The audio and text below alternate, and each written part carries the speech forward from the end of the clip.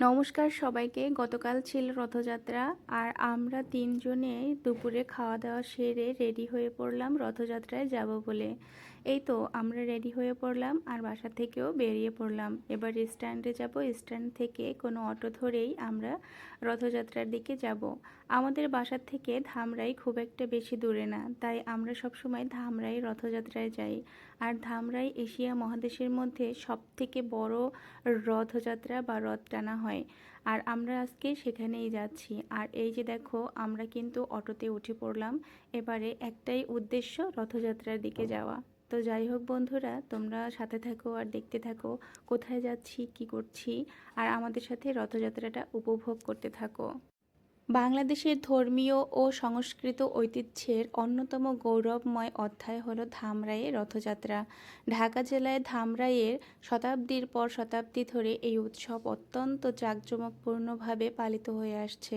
এটি শুধু হিন্দু ধর্ম অবলম্বীদের একটি গুরুত্বপূর্ণ ধর্মীয় উৎসবই নয়, বরং বাংলাদেশের অসাম্প্রদায়িক সংস্কৃতি, ঐতিহ্য এবং সামাজিক সম্প্রীতির এক উজ্জ্বল প্রতীক। রথযাত্রা মূলত ভগবান জগন্নাথ, বড় ভাই বলরাম এবং বোন সুভদ্রার পবিত্র যাত্রাকে কেন্দ্র করে উদযাপিত হয়। আষাঢ় মাসের শুক্লপক্ষ দ্বিতীয়া তিথিতে সুসজ্জিত রথে তিন দেবতাকে প্রতিষ্ঠা করে ভক্তরা রথ টেনে নিয়ে যান। বিশ্বাস করা হয় এই রথ টানার মাধ্যমে মানুষ ঈশ্বরের আশীর্বাদ লাভ করেন এবং জীবনে শান্তি, কল্যাণ ও মঙ্গল লাভের সুযোগ পান। ধামরাইয়ের রথযাত্রার ইতিহাস বহু প্রাচীন। একসময় এখানে নির্মিত বিশাল কাঠের রথ তার সাথে অসাধারণ কারুকাজ ও স্থাপত্য শৈলীর জন্য সুদূরান্ত থেকে পরিচিত ছিল।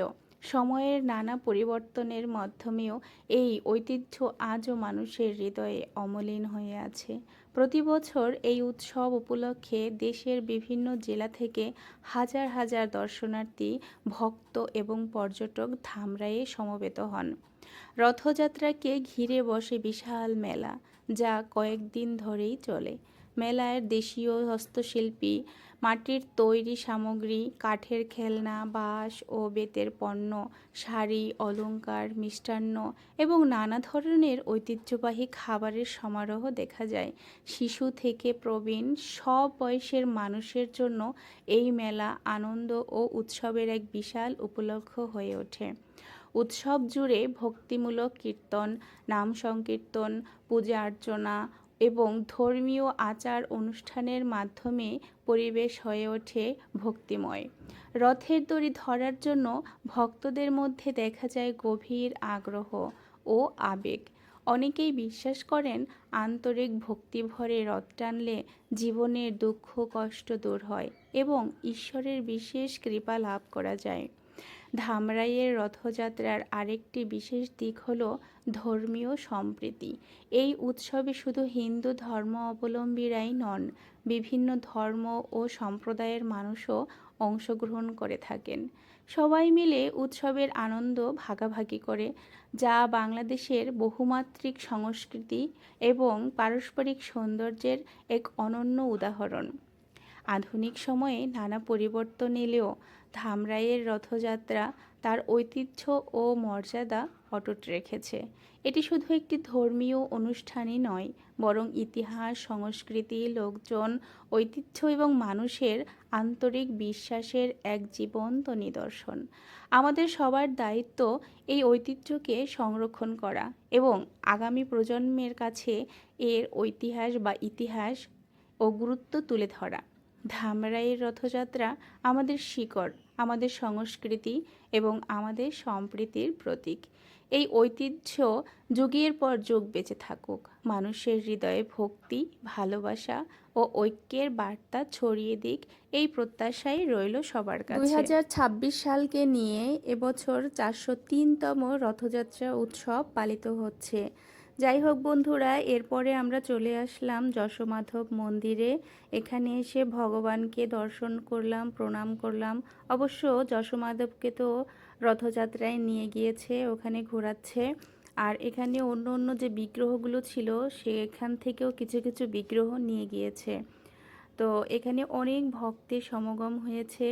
তোমরা তো দেখতেই পাচ্ছ যে কত ভক্ত এসেছে, আর মন্দিরটাকে আজকে খুব সুন্দরভাবে সুসজ্জিত করেছে। আমাদের সাথে যে বাচ্চারা ছিল তাদের তো ক্ষুধা পেয়েছিল, তারা একটু এখান থেকে প্রসাদ নিয়ে খাচ্ছিল। এখানে প্রসাদ পাওয়া যায়, অবশ্য কিনে খেতে হয়। এই যে বাচ্চারা খুব আনন্দ করে প্রসাদ নিচ্ছিল। আমাদের সাথে আমাদের পরিচিত এক দিদি, দাদা আর ওনাদের বাচ্চা, ওনার বাবা মা, তাদের সাথে এখানে দেখা হয়ে গেল। তো আমরা সবাই মিলেই এই মন্দিরে ছিলাম কিছুক্ষণ, এখানে রেস্ট নিচ্ছিলাম, মন্দিরটা ঘুরে দেখছিলাম। আর এই দিদির ছোট বাচ্চাটা এই যে কোলে নিলাম। ও অবশ্য সচরাচর সবার কোলে যেতে চায় না। তারপর প্রথমে একটু কান্না করছিল, তারপরে আবার ঠিক মানে ম্যাচিং হয়ে গেল, একটু ঘুরলো আমার সাথে, আমার কোলে। আর বিশেষ করে ফোন দেখে ও ফোনের দিকে তাকিয়েছিল। বাচ্চারা সবাই ফোনের দিকে বেশি অ্যাট্রাকটিভ হয়ে থাকে, যার কারণে পরে থেমে গিয়েছিল।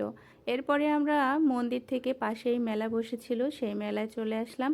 মেলায় থেকে কিছু জিনিসপত্র নিলাম, আমাদের প্রয়োজনীয় যতটুকু যা জিনিসপত্র ছিল, কিছু নিলাম কিছু নিলাম না।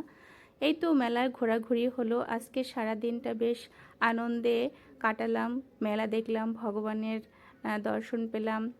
যাই হোক, ভগবানের জন্য কিছু জিনিসপত্রও কিনলাম। এই কেনাকাটা করে আমরা বাড়ির দিকে রওনা দিলাম।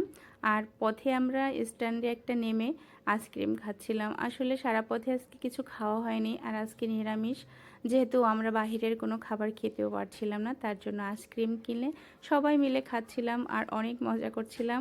আর আজকে তো মানে খুবই গরম পড়েছিল, সেই গরমের জন্য সবাই একটু অস্বস্তি বোধ করছিল, যে কারণে আইসক্রিমটা খাওয়ার জন্য শরীরটা সবার ঠান্ডা হলো আর মনটাও বেশ ফুরফুরা হলো। আর এরপরে আমরা আবার অটো ধরে চলে যাব বাসার দিকে। তো বাসায় গিয়ে ফ্রেশ হব। আর আজকের মতো ভিডিওটা তো এখানেই শেষ করতে হবে।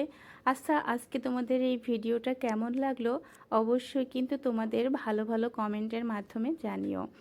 আবারও দেখা হবে অন্য কোনো ভিডিওতে, অন্য কোনো সময়। সবাইকে নমস্কার।